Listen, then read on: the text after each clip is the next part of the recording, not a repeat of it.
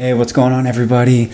Good evening. So I didn't know if anyone was going to hop on, but I already got some good questions. So looks like everybody's feeling a little bit of the same things here. It's like, what is going on in this world? So I just wrapped up some work and I said, you know what? I've been wanting to do more Q&A sessions with folks, and I'm trying to figure out how to bring you on so you can come on and ask questions, but I haven't figured that out yet. So we'll use the chat today to discuss and hopefully provide some value for you today, provide some insight, and hopefully bring you some ease. Okay, I mean, my whole goal of doing this is to help bring you some insights around data, right? Because if you know me, I'm all about the data. Okay, I say this is a good saying from someone who's one of my mentors. He would say, bring the data, not the drama, right? So I'm not about being dramatic. I'm not about overreacting. But there are some things going on in the world that definitely could feel stressful, especially if you're seeing your investments go down. If you're a cryptocurrency investor, you're probably really stressed out right now. The stock markets, they're definitely down, but it's nowhere near what's going on with crypto. So if you have any questions, go ahead and put those in the chat. And what I want to do is really just address your questions, and I want to talk about a little bit of data, and then do my best to, hopefully get us moving at least a little bit forward, right, for the evening. So let's talk a little bit about recessions, okay? So what is a recession? Generally, a recession is essentially a slowdown in economic output, okay? So there are multiple definitions, but one of the technical definitions is 2 quarters in a row with a negative GDP growth. So there's multiple ways you can look at this, like I said, but things to be concerned about are really more on the area of how it's going to affect you individually, okay? Because in some industries, recessions do better. In some industries, things do worse. Like in tech right now, we're seeing tech companies, they're either slowing down employment or stopping employment. Some are releasing employees at this point. And so does it mean that Google's going to go to zero, Facebook's going to go to zero, Coinbase is going to go to zero? No, I don't think that's going to happen. But we are in a place where we are dealing with an economic slowdown. So these are things that we need to be thinking about. So we've got some really good questions that came in here. But let's talk about what the textbook definition of a recession is. And then I'm going to go over a little bit of data about past recessions and what the market returns have looked like 2 years after recessions. And then I'm going to jump in and answer some of your questions. Okay, so go ahead and just keep putting your questions in the chat, and I'll do my best to get to those as soon as I can. Hey, Malia, seeing that we've been working on our baby's room looks awesome. Love the theme. Thank you so much. Yeah. For those of you that don't know, I got a baby due in just about 4 weeks. Okay, it's my first one. So I don't know how it's going to be. I'm hoping he gets my wife's sleeping habits, not mine. For those of you that know me, you probably know I sleep, 5 hours, 6.5 hours a night, pretty normal. My wife can sleep 8-10 hours, no problem, right? So I'm hoping he gets her sleeping habits, and so we'll see how that goes. But that's coming, so we got the baby room working on it. But let's talk a little bit about what a recession is in technical terms, okay? So the National Bureau of Economic Research defines a recession as a significant decline in economic activity that is spread across the economy and lasts more than a few months, okay? So to dive a little bit deeper on that, there's a gentleman named Julius Shiskin. Okay, he was then the commissioner of the Bureau of Labor Statistics in 1974, and he got a little bit more precise. And what he said about a recession is that it is a decline in real gross national product, so real GDP for 2 consecutive quarters, a 1.5% decline in real gross national product, a decline in manufacturing over a 6-month period, a 1.5% decline in non-farm payroll employment, a reduction in jobs in more than 75% of industries for 6 months or more, and a 2-point rise in unemployment to a level of at least 6%. Okay, so some of those things that we're dealing with right now, some of those things we're not. But we've definitely had a little bit of slowdown in economic activity, so that's something to be thinking about. But the question is, how is it affecting you, right? So that's my question to you. Does anybody here feel like the recession is affecting them and their job directly? Because we've had, I guess what you can say, a shortage of employees the last 6 months or a year. So the companies have been really struggling to hire. So I still think finding jobs, maybe not the job you exactly want is, as easy, but I still think finding jobs is probably going to be relatively still available depending on what sector you're in. But I would love to hear, how's everybody doing in that particular area? Because I'm not seeing a lot of people lose jobs yet. Again, we're still probably early in this thing, but we'll see, how that's going to go. So as we get on here, so let's talk about some questions. All right, so how long do I think this recession will last? Narayan, hopefully I said that right. So recessions are relatively unpredictable, but 6 to 18 months is normal. Okay, so 6 to 18 months is very normal for a recession. And to be honest, after we had this massive printing of money and all this money pushed into the economy, there had to be some sort of rubber band effect where things bounce back a little bit. So we'll see how this shakes out. If you're in California, you might be dealing with things like $6, $7 gas at this point. You might be dealing with things like food. I know our food bill and the things we purchase are up about 20 to 25%.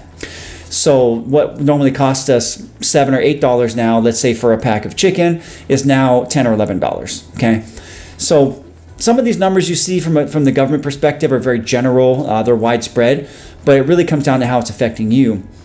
And so to answer that question, Narayan, I think, who knows, obviously, right? But it could be somewhere between 6 to 18 months is pretty normal, but I am going to talk about some of the history there. So that's actually a good question. So let's actually talk about a little bit of the history here, history of recessions. So let me pull this up here. Where's my scene window here? All right, so let's talk a little bit about the history of recessions, okay? So what these charts are going to show are things like the duration of the recession, what inflation was like at that point, what unemployment was like in that point, changes in GDP, market downturns, and like the return from the peak. So going back to here, this will be 2020. Excuse me. So if we go back to 2020 here, we had the COVID-19 recession. So this was the shortest recession in the past 100 years. And what does that mean, for you? Most people saw a drop in their market, in their accounts, but it only lasted for about 2 months, right? So you can see there the market downturn on the right side here only lasts for about 2 months. So that one people didn't really feel.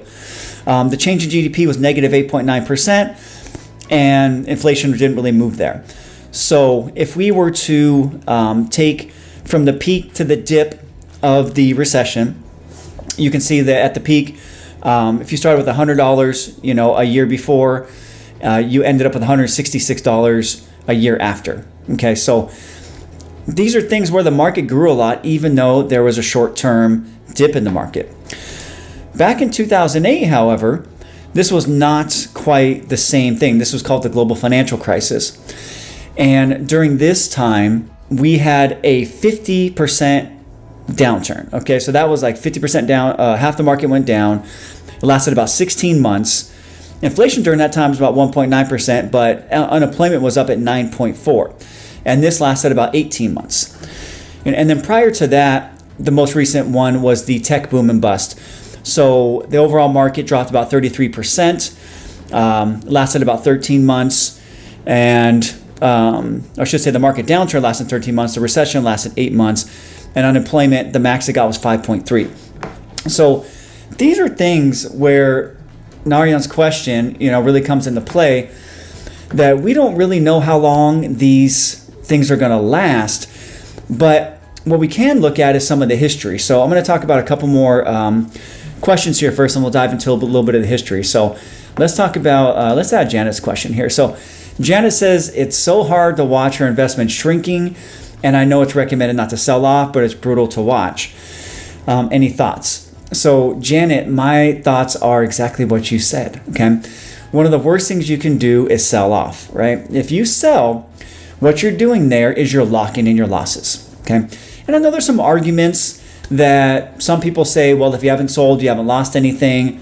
But technically, if you need the money today, then and you had to sell, then you would be locking in a loss. So again, depends how you want to look at things. But of course, it's hard to deal with. But what I want you to remember, Janet, is try to look back over longer periods of history, okay? And think back before 2008. because something happened in 2008 that's basically changed the stock markets ever since that time. And as human beings, we have what are called cognitive biases or biases. And there is one called a recency bias that we just sometimes forget, things that happened a long time ago. And because we're very used to, in our brains, just thinking about, what's happened recently. Okay. So prior to 2008, experiencing a 10% or more downturn once per year was pretty normal. That was pretty normal. But since 2008, the market's just kind of gone up. And what happened in 2008 is we aggressively started printing money, doing quantitative easing and other procedures to try to keep the economy afloat. And you can argue whether that was good or bad. Sometimes we need to clean out and we need to refresh things, because sometimes, if we have true capitalism, a lot of things would have crashed and what survived would have been stronger. But we have now entered a phase after that point of what you can call crony capitalism, where essentially the government has propped up large companies that are quote unquote too big to fail. And so we have only seen the stock market just go up and up and up since 2008, barring, again, we've had a couple little dips here or there, like I mentioned, in 2020 for COVID, and that was really the only one.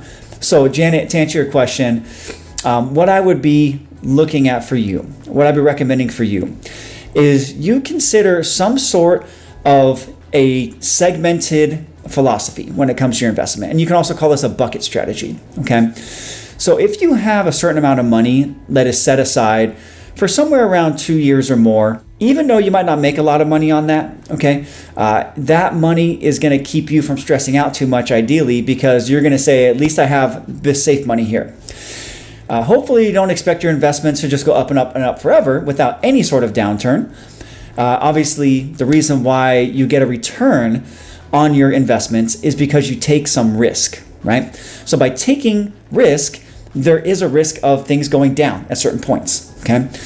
But the challenge that we're having in this current market is maybe a little different than in past times, because we had recently gotten to a point, these things have changed, that's part of the reason why the market's down, but we got to a point where there was about 6 companies that were about 6 or 25% of the S&P 500. So the S&P 500 is the largest 500 companies in the US, and there's about 6 companies at one point that were taking up 25% of that. So that's a huge imbalance, okay? And 2 of those companies at one point were Netflix and Facebook. Okay, so there was a term that was coined called FANG, right? So Facebook, Amazon, Apple, Netflix, Google, right? So those FANG stocks from around 2007, 2008, all the way through until really probably last year or so, just outperformed, and a lot of people did very well because they had a very tech-heavy portfolio. But Netflix, I'm not sure today, but in the last week or so, if you look at Netflix, it was down around 60% from its peak. Facebook was down around 40% from its peak. And if you go back and look at data, this is actually pretty normal, okay? If you study the top 10 companies in the S&P and how they performed prior to getting to the S&P 500, and then how they performed after getting to the S&P 500, generally very consistently, prior to getting to the S&P 500, they're outperforming the markets. Okay, they're outperforming the S&P in general. Once they get in and you go out 3, 5, and 10 years, generally they're pretty flat or they're losing at that point. So to see companies like Netflix and even I think Amazon's down 30% right now, Facebook all down, technically that's what you'd expect, over time if you look at the data. So going back to your question, Janet, I know it's hard to watch, but as they say, if you sell, you're going to lock in those losses. Okay, so that's what I would be focused on. If I were you, is just staying calm. I'd honestly turn off the media. I would turn off social media, and I think it's a great time to get out in nature for you and to spend some time doing some deep breathing and some exercise and whatever you can do to keep your mind off of this, because the more you look at it, the more it's probably going to stress you out, and that's probably not a great thing for you overall. So that would be my advice to you, and hopefully that's helpful. All right, so I got 2 questions here about Bitcoin. Okay, so hey Malia, it's good to see you. Hope all is well up in Idaho there. So someone suggested it'd be a good time to buy Bitcoin now. Is there any truth to that suggestion? Okay. So Bitcoin is a very interesting topic. Okay. Just a couple weeks ago, I did release a training and a workshop on an introduction to blockchain and digital assets. Okay. So if you haven't watched that yet, I recommend you go to my business page and you go ahead and watch that. It's about 45 minutes, I think, or 55 minutes, but it's going to give you a good introduction to the technology that is a foundation of Bitcoin. Okay. So Bitcoin, and I'll be fully honest here, I'm biased, and I should mention here, none of this should be deemed as investment or financial advice or tax advice or anything like that. I'm just giving you my general thoughts, so take it for what you will. But I do think Bitcoin is going to be a very interesting tool and a very interesting technology that in 5 or 10 years from now is going to be a much more highly adopted use of currency. Okay. So Bitcoin is essentially a bank that's built on the blockchain. That's pretty much what it is. It's one of the most secure technologies. It hasn't been hacked in 13 years. It's going to have a limited supply. So the supply is limited at about 21 million coins, so Bitcoins. So there is a scarcity aspect to it. Okay. So when you're in this field of the cryptocurrency world, Bitcoin is looked at like the digital gold, for example. Right now, I think there's somewhere about 17,000 cryptocurrencies. I think as regulation is coming in, and by the way, regulation is coming for cryptocurrencies and the field of just digital assets in general, Bitcoin is most likely not going to be deemed an investment. Okay, so Bitcoin will be most likely deemed a commodity, so it will be like gold essentially. So that's a good thing. Okay, so should you get some Bitcoin? There's a lot of data behind this, and if you look at Bitcoin over a 4-year period, actually I think I saved this, by the way. I don't know if I still have it. Let me see if I saved this for you, because this was interesting. I saw someone post this today. Okay, so I wonder if I can get this on my computer. Let me see if I can get this on my computer here, because this will probably be easier for you to see. Let me do this and I'll do a share. Bear with me here while this happens. So Bitcoin has generally been a wonderful returning asset over time. Okay, but it is down quite a bit right now from its peak. But one thing I'm very confident in is this technology is going to be something of a lot of interest, and it's going to be adopted by a lot more companies and a lot more countries in the next number of years. So let's see if I can get this up here. No, this one here. Okay. So this was a tweet from someone that went out today. Let me get this question off of here. And someone on Twitter named Safi Dean. Okay. So I'm not familiar with him, but I saw this and I found it very interesting. And I have, and full disclosure, I have not done the research on this data. Okay. So I haven't done the research on this data. So I'm just going to assume right now that it is accurate. And if it's not, then, sorry about that. But even after this huge crash, Bitcoin has still outpaced other assets here. So if you spent the last 5 years saving $100 a month, so this would be called dollar cost averaging, here's what you would have today if you would have put your money in the following assets. So Bitcoin now today is down around $22,000 for one Bitcoin. So if you'd put $100 in dollar cost average, $100 a month over the last 5 years, you would have $29,212 if you had Bitcoin. S&P 500, you'd have $7,743. The Dow Jones, you'd have $7,654. Gold, you'd have $7,089. And the PIMCO Active Bond ETF, which is one of the best performing bond ETFs over long periods of time, you'd have $5,387. So this is where Bitcoin can be very interesting as a part of your portfolio, okay? So to answer your question, Malia, if you understand how to buy Bitcoin, if you understand how to protect your assets, then I don't think it's a bad idea to include some in your portfolio, maybe a small percentage, right? For you, that percentage, I don't know what that might be. It might just be 1%. It could be 3, it could be 5 or 10. But Bitcoin is down a lot right now. So it was up to about 69,000, and I think it's down to like 22,000. Let's see what it is right now. It's dropped quite a bit. So, the thing is, Malia, is like if you do purchase Bitcoin and then it goes down more, you're going to be upset, right? But if you purchase right now, there's a good chance over 5 years you're probably going to be better off. Yeah, so Bitcoin is down quite a bit, right? So let's take a look at this here. Okay, so Bitcoin's current price is about $21,000. This is the lowest Bitcoin has been since back in about December 2020, somewhere in that range. Okay, so the peak was about 69,000 here, 66. I thought it hit a little higher, maybe 66,000. But as you look over time, back here it was very, very low, and then things have gone up, quite a bit. So if you believe Bitcoin's going to be worth more in the future, like many people do, okay, it might not be such a bad idea to add a little bit of a portion to your portfolio if you have some money that you could lose, okay? So when it comes to investing in cryptocurrency, I still want to recommend that it is a very volatile space. There is risk of your money being stolen, because the thing with cryptocurrency is it doesn't have the regulation that stocks do.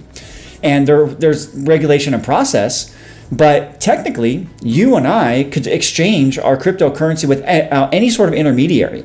And that leaves those gateways open for things like theft and fraud. And so that's a little bit more risky. So you really want to know what you're doing, Malia, if you're going to be purchasing that. You don't want to just purchase it and not really understand anything. Unless it's a small amount you can lose. Again, you don't want to lose your money. But my take on Bitcoin is I think it's going to be worth more in the future. If you have countries already like El Salvador that is using Bitcoin as a legitimate currency, a legal currency in their country. Other countries inside of Africa, other countries inside South America are now looking to adopt Bitcoin as their legal currency. Because in reality, a lot of these countries have experienced a massive amount of inflation, and they don't really have a way to control that. Here in the US, we're very lucky in the US. I just don't think most people in the US realize how good we have it here. I really, really don't. I think that's one of the biggest problems that we're facing right now is the lack of gratitude for what systems we have here in this country. But we have opportunities like the stock market. If you just put 5, 10, 15, 20% in your 401k for the next 25 to 30 years, you're probably going to end up with hundreds of thousands of dollars. I mean, that's pretty easy to say. Obviously, I can never guarantee anything, but again, over time, things have done quite well, especially in the stock markets. If you live somewhere like Mexico, they do not have an S&P 500 you can invest in. You can't invest in the stock market in the US like you can here. So it's a very, very different world. So this whole world of cryptocurrency and decentralized finance, I think, is going to revolutionize the world in the next 5 to 10 years. And I think banks right now are completely freaking out because they know they're in trouble. Because they give you a 0.0001% return, and then they take your money that you have them hold, and they invest it, and they're getting 10, 12, 15% returns by lending that money out, maybe more. So I think there's some big disruption that's going to be happening in the financial space in recent times. But I would still advise you that you take caution and you make sure you understand how to purchase Bitcoin. You should look up terms like cold storage, right? And you should check out the different exchanges and what their fees are. So there's different exchanges with Bitcoin.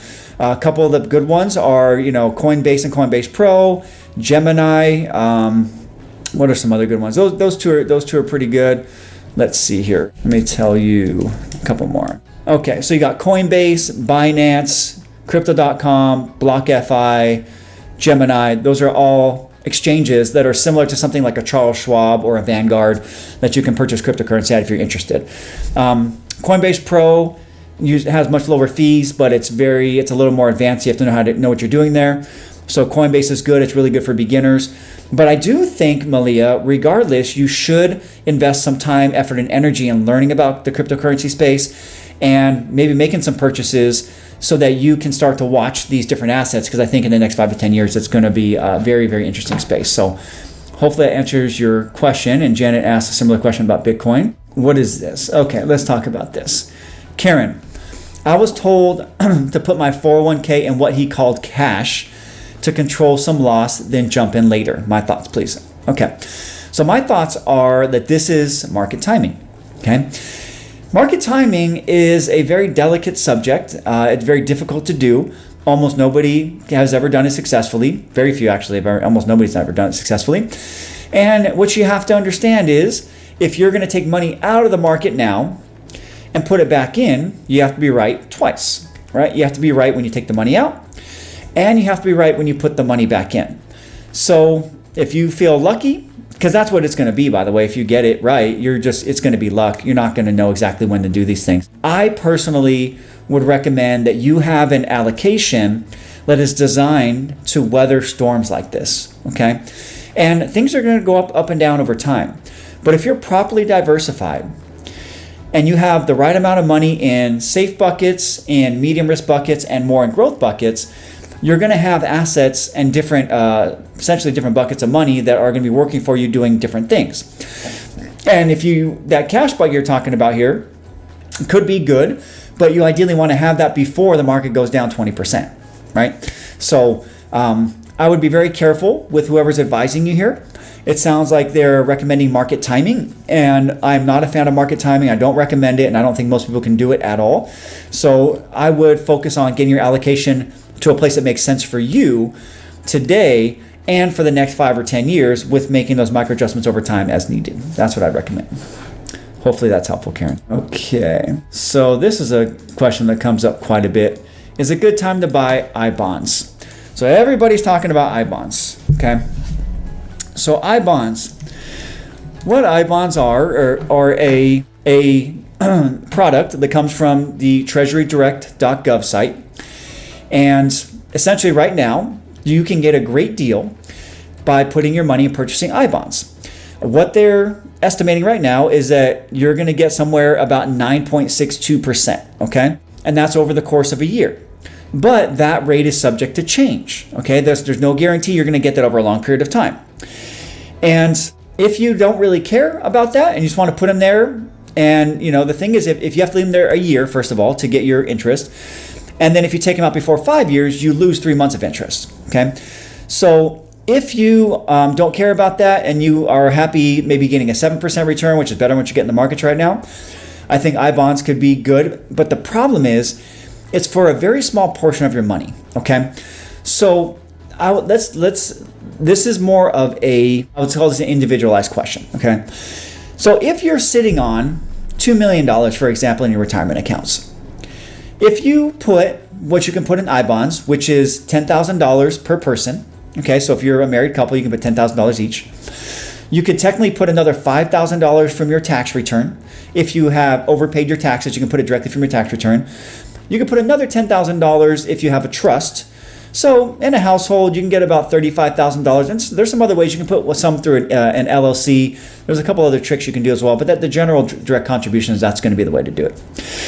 So if you got your 9.62% on $10,000, for example, that's going to be $962. Great. It's a great return. Nothing wrong with that at all. But if you can read my shirt here, my shirt says keep it simple, okay? So the way I look at I-bonds right now is you're going to be adding complexity. You're adding an additional login. You're adding an additional thing you have to track. You're dealing with government sites. If you need your money, it may take a while to get it out because I've heard people just having all kinds of delays. They're not able to get through. And over the next 5 years or so, they may not perform that well. What I'm going to look at is see here if I can find here we go. The rate. What have the rates been in the past? Okay.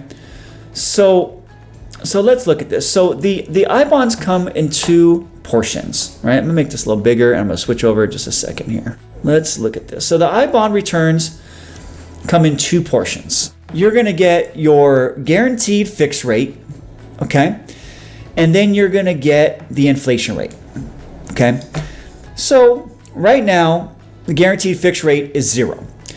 So I-bonds, you're guaranteed to not lose money, but you're not guaranteed to make money. When you look at the guaranteed rate over time of I-bonds, it's basically been 0 or next to 0 for a really long time. Way back in 2007, it was like 1%. 2002 was 2%. 2001, 3%. So we had some guaranteed rates in the past that were pretty good, but not now. When you go back here and you look at the returns of I-bonds for the inflation rate, currently they look really good, right? So if you multiply 4.81 times 2, that's where you get that 9.62%. So you have these rates that are guaranteed for the next 6 months, okay? So this can change very easily and very quickly. And if you look at the May rate, 4.81, the November rate, 3.56, the May rate, then those are pretty good. That was a 7.12% annualized return if you looked at that. But look at prior to this, 1.77, 0.84, 0.53, 1. I mean, look all the way back through these years. There's even a negative rate here in 2009, but they've been about 1%, right? So, when you look at these rates, they can be pretty good, but over time, again, there's no guarantees you're going to continue with this high rate. And if you take your money out prior to that 5-year period, you're going to lose some of that. So when you're looking at those two things together, and then you add the complexity component of having to manage another account, if you are, let's say your retirement savings is $150,000, probably a really good idea. You might really want to look at iBonds. If your retirement savings is 1.5 or 2 million, you can look at something like a TIPS type of fund, Treasury, inflation protected, security fund. That's probably going to, be, not going to get as good a return as the iBonds currently, but over time, those have done very well. And then there's no limit on that type of fund. So you can put in a lot more money. So the question you have to ask yourself is, do you want to deal with the complexity? Again, if $900 changes your life, then definitely do it, okay? But if you have to add another account you have to track, you have to add another level of complexity, I don't know if it might be worth it. So that's going to be up to you. But there was some conversation in our Facebook group. And by the way, if you haven't joined our Facebook group and you're watching this, you should, okay? It's called Your Retirement Coach. And there's also another one called Retirement Planning for Beginners. But the Your Retirement Coach is a big group. But you should definitely join that. But there's a conversation in there because Dave Ramsey, who I do respect quite a bit, he made a comment, I guess, on his show. I didn't hear this, but this is what somebody said, that iBonds were not a great investment. And it caused a little bit of chaos because people were all up and down about being upset about this. So when you look at the long-term returns of iBonds, I kind of agree with them, okay? But short-term for this year, right, and you can get that guaranteed 9.62, and obviously you might lose 3 months of interest if you take it out before that 5-year period. But if you're okay with that, then it's definitely worth your time possibly. But if you're more of the high net worth investor, I think your money is better allocated between a traditional stock and bond type portfolio, things that are highly diversified, probably tilted more towards higher dividend paying type companies, because over time the stock market has done on average much better than inflation. So if you're somebody who wants to deal with these things, like if you're somebody who will transfer money from bank account to bank account to go from 0.5% interest to 0.75 to 1% interest, if you're one of those people, iBonds are probably great for you. If you're somebody that's more of a long-term investor, you believe in the market, you trust the markets, and that's kind of like more like me and my philosophy, I think you should just keep your money invested. And now would be a time to possibly allocate some more money to equities if you're sitting on cash, right?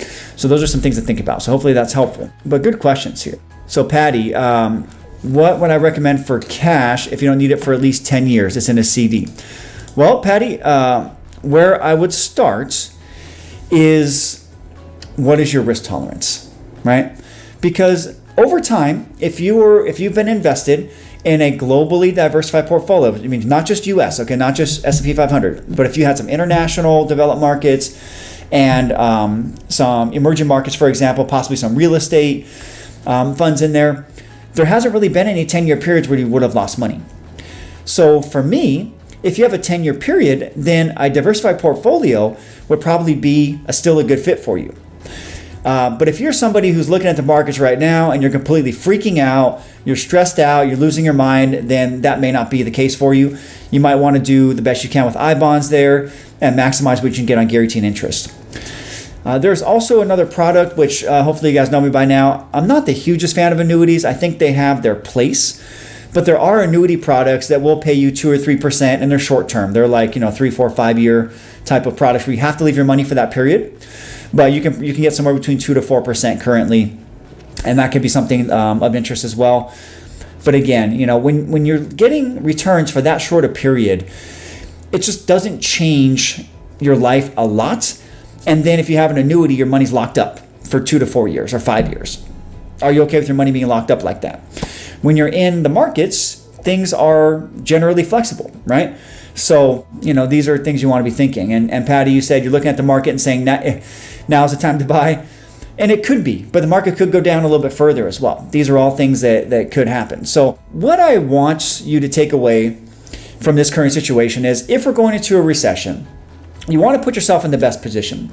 So in recessions, what usually happens is a couple things.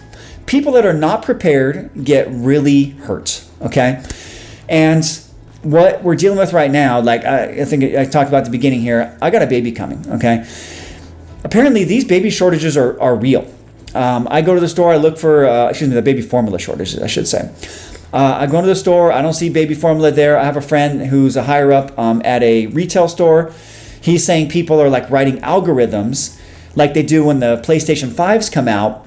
And immediately when the baby formula hits the online store, so if you're at like a Target, Walmart type store, and you can buy things online and you can reserve them, the minute it hits, one person is getting all of that formula set to a cart for them on hold. And then what they're doing is they're going to the stores and then they're selling that to people in person, okay? So this is capitalism, and this is a problem with capitalism when you look at things like that. So these are things that you want to be aware of. But if you're somebody who's been sitting on cash, and maybe you're looking for a house, maybe you've been waiting for when to start putting money to your 401k. I started investing in my 401k in around 2007, I think 2008, somewhere in that range. So I started investing. I didn't know anything about investing, by the way, at that time. I was working at a company. They had a 401k. It's the first time I ever had a 401k. They gave me a match. I put in 5%, they gave me 5%. And so I just turned that on. And I happened to buy at part of the bottom of the market, like in 2008, I think, when the market was down 50%. And so my returns for the first few years after were really, really good in the markets. And so I got really excited about investing, and I've been investing ever since. And now I help people do that, and I believe in it. And I truly I'm just amazed by this system of stocks and bonds that we have as a vehicle for wealth creation here. But if you're somebody who hasn't started investing and you have some additional cash flow, you might want to think about depositing some money to either your 401k at work if you have one, possibly starting a Roth IRA, which is an account where you can put money in, you can purchase investments. So you could start with something called a target date fund or just an index fund, for example, and just start with that. And you can start dollar cost averaging. So what that means is you put the same amount of money each month. So for example, if you can save $200 a month, you're going to set up an auto contribution to go in on the same day every single month, and you're just going to buy this fund. As the market goes down, you're going to buy it as it goes up, and over time, that dollar cost averaging, what that means is, as you purchase over time, you're going to average out to get the generally the lowest cost per share, because you're buying less shares when the market's up, more shares when the market's down. This would be a wonderful time to think about getting started. Again, the market could be going down further.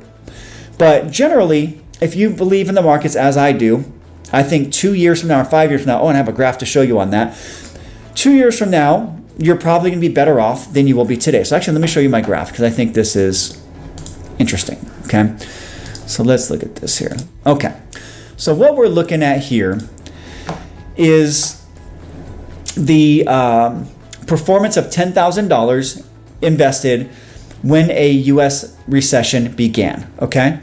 So in the past century, the past 100 years, there's been 15 recessions in the U.S. In 11 of those instances, so 11 out of 15, stock returns were positive 2 years after the recession began. So if you go back and you're looking at some of these numbers here, I don't think you can see my mouse, can you? No, I don't think my mouse shows up. But if you can see here on the left side of the graph, the x-axis here is giving you the months into recession. So you see 0, 3, 6, 9, 12, 15, 18, 21, and 24. And then on the y-axis, you're going to see the growth of your wealth. So if you started with $10,000, in 4 of the 11 recessions, you would have ended up to the positive, where the average annualized return 2 years after the onset of the recession was 7.8%. Okay? In 4 of those times, you would have lost money 2 years later. So that is possible. Okay? But a $10,000 investment at the peak of the business cycle would have grown to $11,937 after 2 years on average. Okay, so more than likely 2 years from now, we're going to be ahead. So these are things to think about. But if you're somebody who's never invested before and you don't understand what this is, you want to start educating yourself. Now is an excellent time to start educating yourself on what is investing. Literally, guys, I mean, for anybody here that's like more on the beginner side, 13 years ago now, before when I started investing, I didn't know anything. So I Googled, how do people get wealthy? Right? That's literally what I did. And I started learning about things like, people do a budget, right? And they do a cash flow plan. And so what they do is they figure out how much money they have coming in and how much money should be going out and what they should have left over to save each month.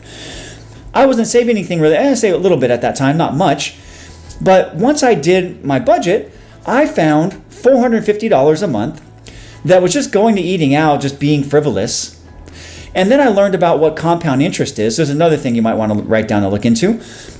Compound interest is what happens when you invest your money and then that money grows and earns interest. And then over time, you earn money not only on your investment that you put in, but you earn money on your interest. It's called compound interest. And I learned that if I put $450 into my investment account from age 29 to age 59, it'd be worth something like $900,000, right?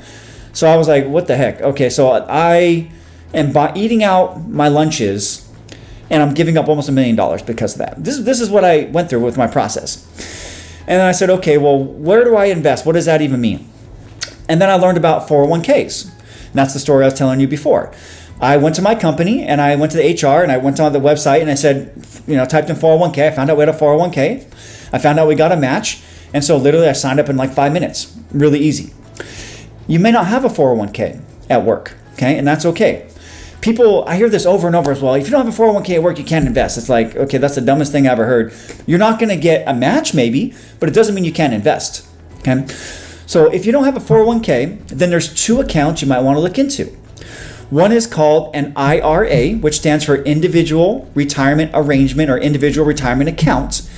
And what that account is, if it's a traditional IRA, you put money in today, and you can put up to $6,000 if you are under 50 years old. If you're 50 years old or older, you can put in up to $7,000. And you're going to get a tax deduction, so that will be a reduction in taxes. It's one of the best tax reduction tools you can use, called an IRA. There's also another account that's very similar to an IRA, but it operates a little differently. It's called a Roth IRA. And the Roth IRA, you put in money after taxes. And so you pay tax today, but then when you put money in and you purchase your investments, then forever, that account is ideally going to grow and it's going to be tax-free forever. So when you get to retirement, you're not going to have to pay any taxes on the money you take out there. So whether you pick the traditional IRA that's pre-tax or the post-tax Roth IRA, that's a little bit more individualized of a question, but in both those accounts, you can put away $6,000 today if you're below 50 and $7,000 if you're above.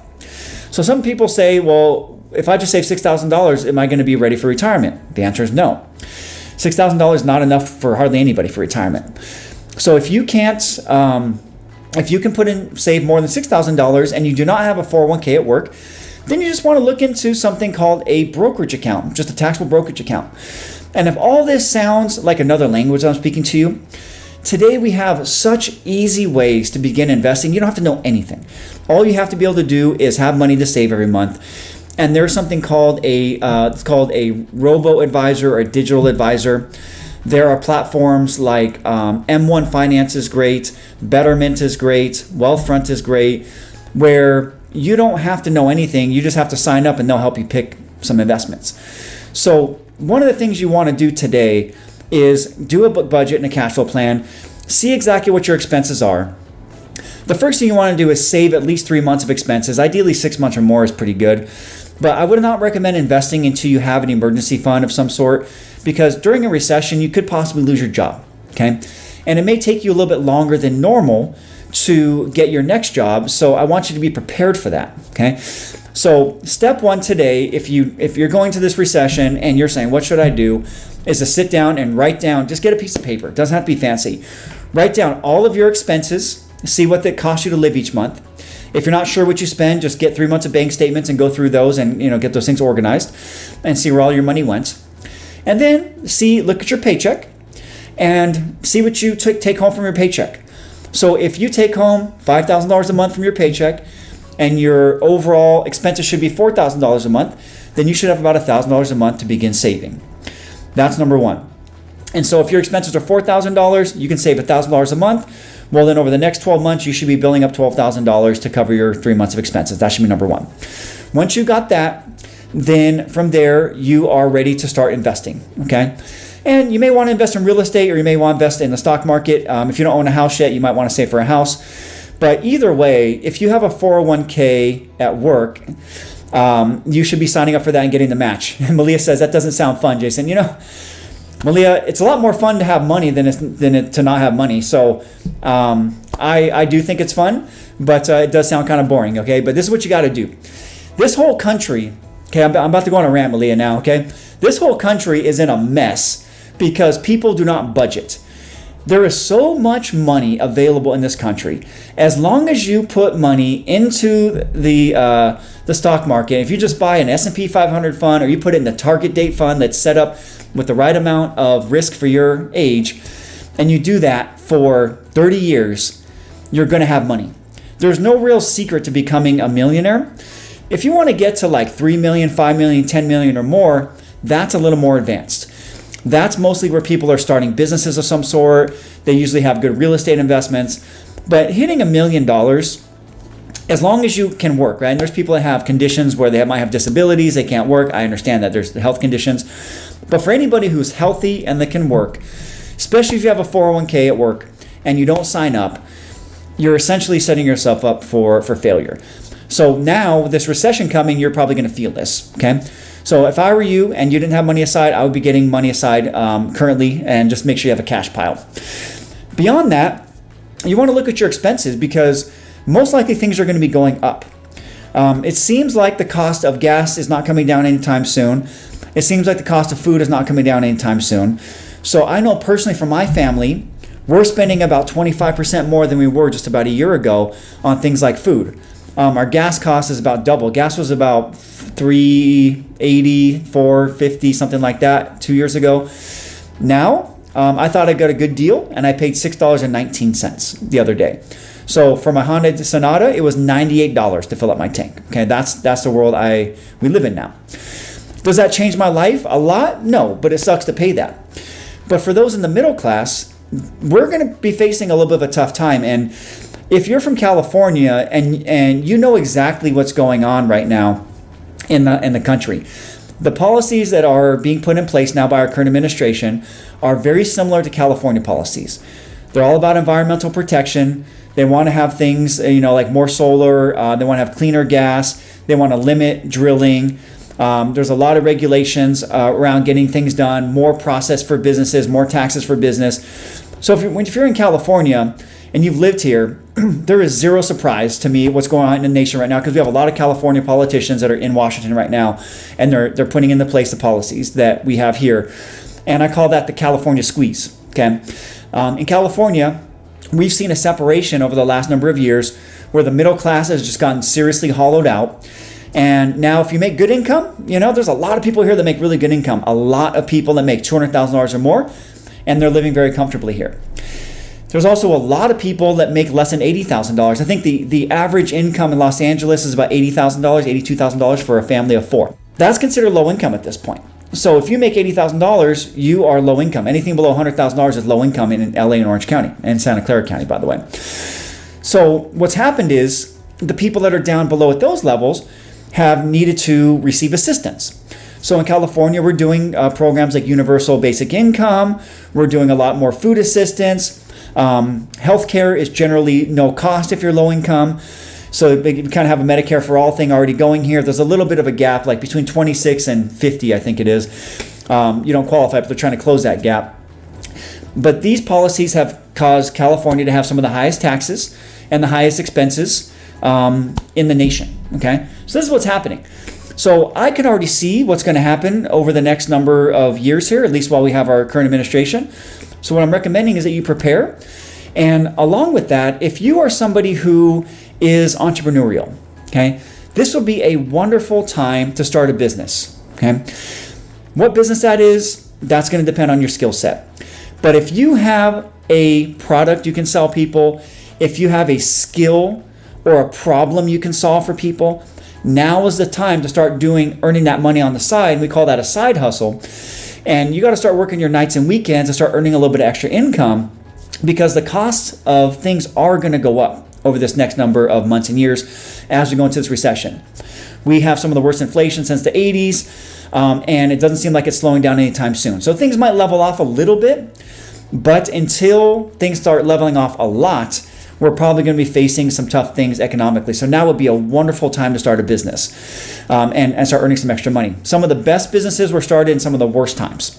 So these are some things to be thinking about. So that's what I want to leave you with today, is staying focused for the long term. And by the way, if there's any other questions, go ahead and pop those in before I go.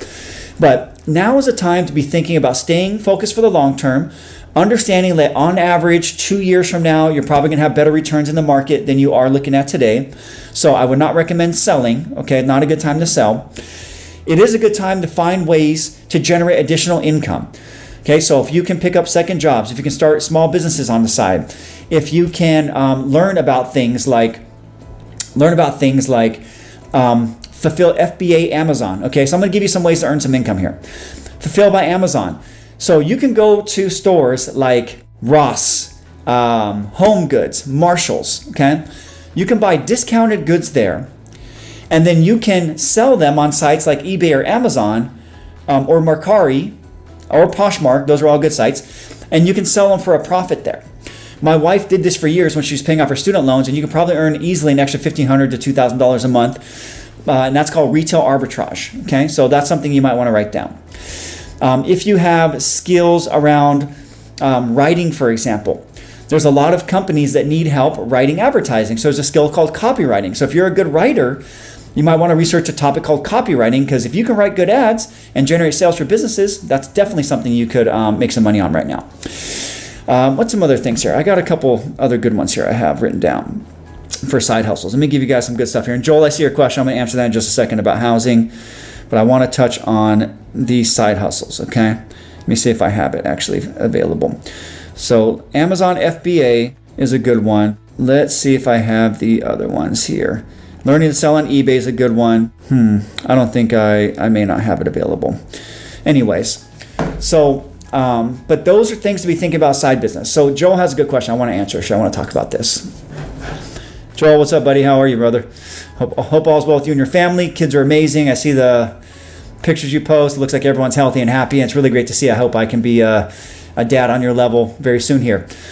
So what are my thoughts on the housing market? Do I think it will continue to rise?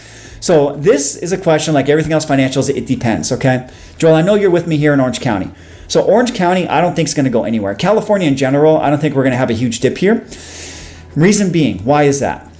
We have massive regulation around building here, okay? And there were two bills that passed. One was called SB 9 and SB 10 that are putting severe limitations on building single-family housing, okay? So when you say the housing market, there's different levels of that, okay? There's, single-family houses, there's townhouses, there's condos, there's commercial. There's a lot of things to think about there. But let's just focus on single-family housing for a second. So the single-family housing, especially if you have a backyard, you have a nice front yard, and you're in a good area, you're in LA County, Orange County, Santa Clara County, where things are overall pretty good. I do not think you're going to see a big dip there. We may see things slow a little bit, okay? But interest rates just hit over 6% today. So my wife and I bought our house back in November, and the rates were about 3% at that time. So buying a house is going to get a lot more difficult for people, but it doesn't mean 6% is a bad rate, okay? If you look at the history of interest rates over time, 6% is actually pretty good. Like, it's really not that bad. And as recently as around 2007, 2008, 6% was a wonderful rate, right? We just had artificially low rates in the last number of years. So thank goodness we were able to purchase at that time. We had our down payment aside. But for a lot of people, they're trying to purchase right now. We may see a dip, but it's probably not going to be 20 or 30%, Joel. Most likely it might be around 10% or so. I really think it's going to be more of a slowing, like things will kind of flatten. They may not grow as much, but I don't think we're going to see a huge crash. And I do think real estate over time is going to be a very, very good investment. Here's my conspiracy hat, okay? I'm going to put this on right now and be full disclosure with you, Joel. BlackRock is a company you may have heard of. They manage around 10 trillion in assets. One of the biggest problems we're having in the housing market right now is BlackRock is going across the country and they're buying up thousands of homes that are in that $300,000 to $500,000 price range. Okay, that is like the sweet spot for our first-time home buyers. Okay, so this is where if you're a first-time home buyer, it's gonna get really, really difficult. And this is going back to the California squeeze. Okay, this is what, in California, we have a lot of foreign investors that have bought a lot of properties over the years and they sit vacant because California real estate generally has done very well over time. So when you're looking at buying a house, no matter what time it is, no matter what's going on in the market, if you buy the house for the right price, I always think it's pretty much a good time to buy a house. I was thinking about waiting, and actually I did wait, by the way, because I was thinking about buying back in 2019, okay? It was right before COVID. I had the money, but I was like, the market's going to crash, the market's going to crash, the market's going to crash. And then what happened is COVID happened, and our market here for the same house went up on average about $100,000 to $150,000, right? Our house is up about $100,000 already since we purchased it 6 months ago. So I would have really lost out if I waited. So I would be, again, depending on your situation, you want to buy the property correctly. And what does that mean? You want to make sure you have an emergency fund, okay? Don't buy a house without an emergency fund. Don't put all your money down in the house and have no money in the bank. That's a stupid idea. Not good. Wait. Have your emergency fund aside.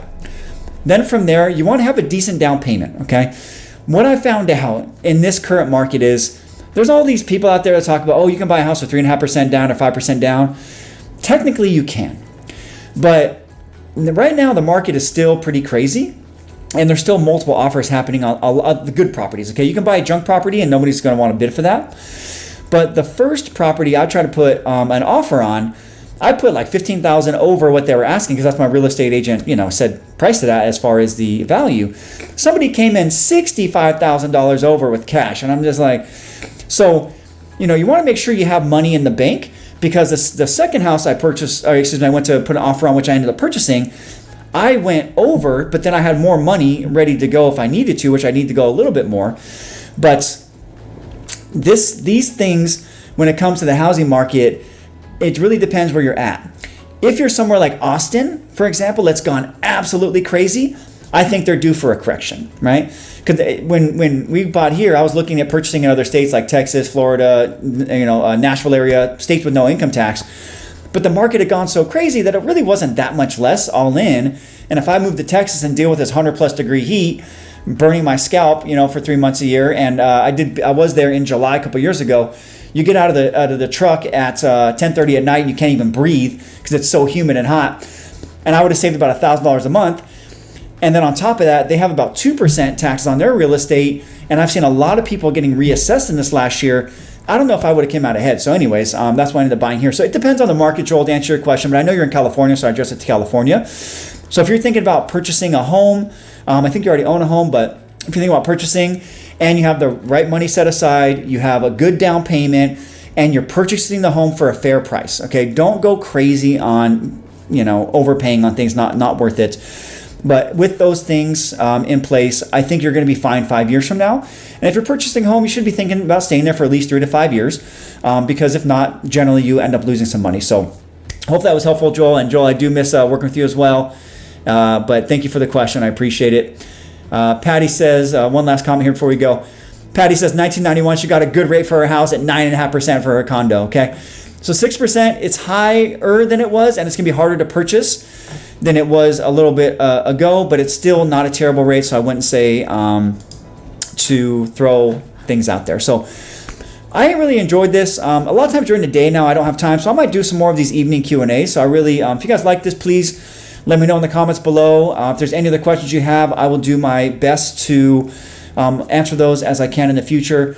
But I like this. I think I'm going to keep this going. So I'll probably end up doing these at night because during the day it's just been too crazy for me. I got baby stuff. I got work stuff. I know what it's like now. I'm not even a parent yet and I'm already busy with baby stuff. So I can't imagine what's going to happen when I have this little human here.